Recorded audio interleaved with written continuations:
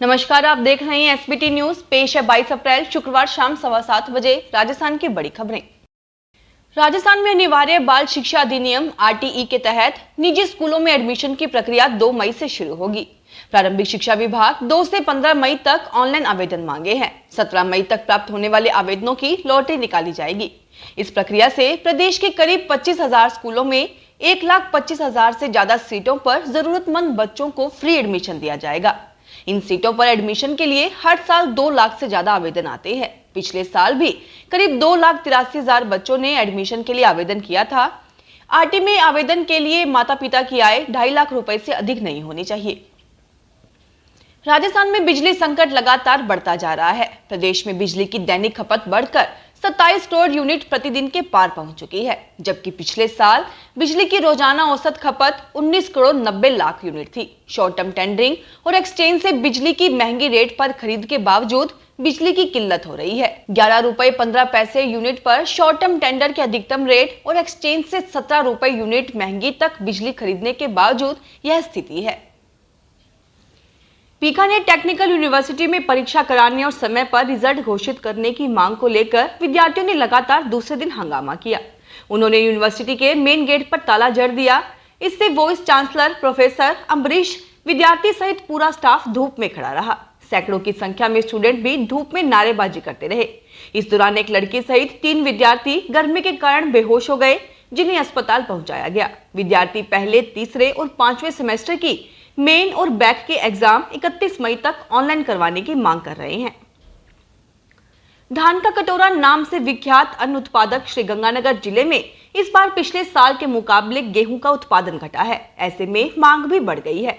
भाव भी समर्थन मूल्य से अधिक चल रही हैं, जिससे सरकारी खरीद एजेंसियां किसानों का इंतजार कर रही हैं, परंतु उन्हें अभी गेहूं का एक दाना भी नहीं मिला है। गेहूं की मांग बढ़ने के पीछे एक बड़ा कारण कम उत्पादन और विदेशों में भारतीय गेहूं की मांग होना बताया जा रहा है।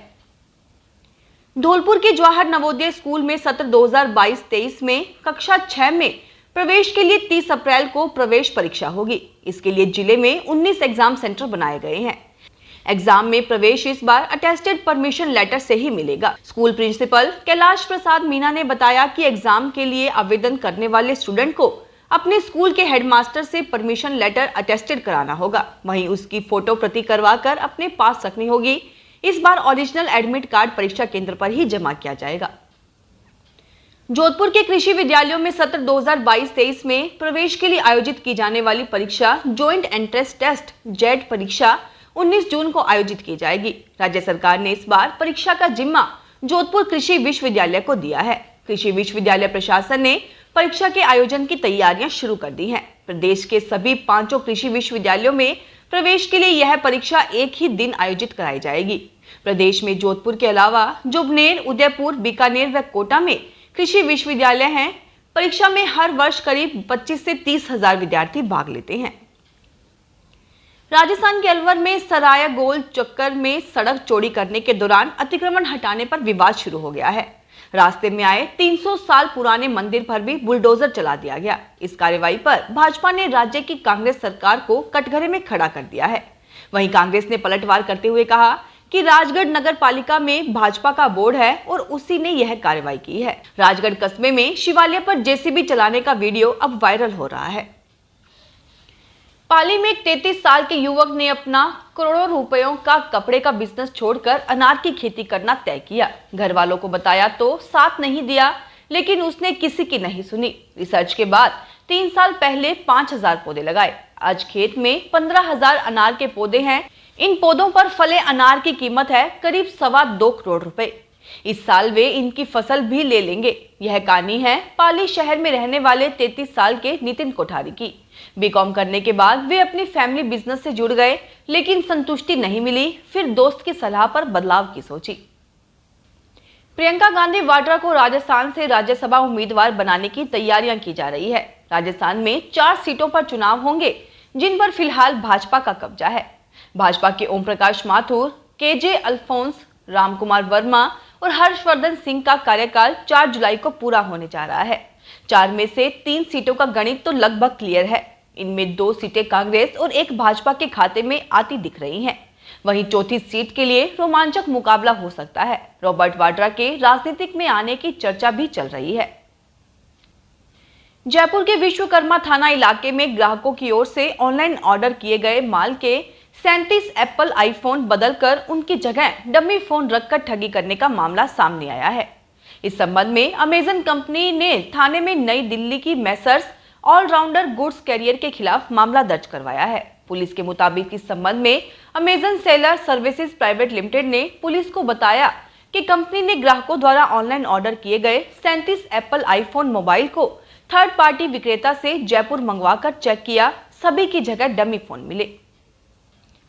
सिरोही के रामपुरा गांव की सीनियर स्कूल के खेल मैदान में बिना परमिशन हेलीकॉप्टर उतारने पर पुलिस ने हेलीकॉप्टर मंगवाने वाले हेलीकॉप्टर के पायलट और कंपनी के अफसरों के खिलाफ केस दर्ज किया है। राजेंद्र सिंह पुरोहित ने बताया कि रामपुरा निवासी शेर सिंह पुत्र भवानी सिंह ने अपने बेटे की शादी के लिए अहमदाबाद की एक कंपनी से हेलीकॉप्टर मंगवाया था, लेकिन हेलीकॉप्टर उतारने के लिए उन्होंने प्रशासन से कोई अनुमति नहीं ली। मुख्यमंत्री अशोक गहलोत की अध्यक्षता में गुरुवार को फिनटेक डिजिटल विश्वविद्यालय जोधपुर की समीक्षा बैठक हुई। इसमें मुख्यमंत्री ने जोधपुर में Rajiv Gandhi Fintech Digital Institute की स्थापना के लिए 672.5 करोड़ रुपए की संशोधित राशि को मंजूरी दी है। यह संस्थान जोधपुर में 66 बीघा भूमि में स्थापित किया जाएगा। वर्ष 2021-22 की बजट घोषणा में इस इंस्टीट्यूट की स्थापना के लिए 400 करोड़ रुपए आवंटित किए गए थे। इस संस्थान को स्टेट ऑफ द आर्ट के रूप में विकसित किया जाएगा। राजस्थान के सीकर के फतेहपुर शेखावटी के कृषि महाविद्यालय में किसानों की आय बढ़ाने के लिए नाबार्ड और जोबनेर कृषि विश्वविद्यालय ने एक पहल की है, जिसको लेकर फतेहपुर कृषि अनुसंधान केंद्र में किसान पाठशाला बनाई जाएगी। इसमें किसानों को कम पानी और कम जमीन में खेती करने की नवीनतम तकनीक सिखाई जाएगी। इसमें कृषि से संबंधित कई नवाचार भी किए जाएंगे। खेतों के घटते आकार और कम होते भूजल स्तर की वजह से कम होती पैदावार का समाधान तलाशने के मकसद नाबार्ड और जोबनेर कृषि विद्यालय ने एक पहल की है। प्रोजेक्ट के लिए फतेहपुर कृषि अनुसंधान केंद्र को 40 लाख रुपए के प्रोजेक्ट की स्वीकृति मिल चुकी है। ब्रिटेन के प्रधानमंत्री बोरिस जॉनसन 2 दिवसीय भारत दौरे पर है। जॉनसन ने शुक्रवार को पीएम नरेंद्र मोदी से दिल्ली में स्थित हैदराबाद हाउस में मुलाकात की। दोनों नेताओं ने प्रतिनिधि मंडल स्तर की वार्ता की। इस दौरान भारत और ब्रिटेन के बीच कई अहम समझौतों पर मुहर लगी है। पीएम मोदी ने जॉनसन से मुलाकात के बाद पत्रकारों को इसकी जानकारी दी।